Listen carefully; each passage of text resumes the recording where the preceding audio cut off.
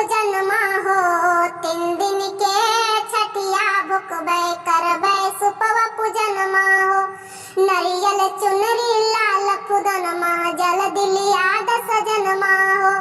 नरियल के लाल लाल चुनरिया जल दिलिया सजन हो। देर जानी कर सजना हमार भैले अर्घ के बेरा हो भैले अर्घ के बेरा। सुन बाता सुनो छठी माई हमारी बचनिया हो। सुन बाता सुनो छठी माई हमारी बचनिया हो। गुड़ लागे पाइया तो हार हे छठी माई गुड़ लागे पाइया तो हारी हो। बिचही भाभर में डगमग करतिया नाइया हो।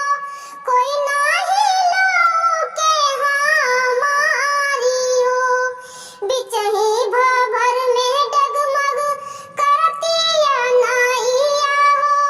कोई नाही लौके हमारी हो। 3 दिन के छठिया भुकबै करबै कोसी पूजन हो। 3 दिन के छठिया भुकबै करबै सुपवा पूजन हो। नरियल चुनरी लाल कुदन जल दिलिया सजन हो। नरियल के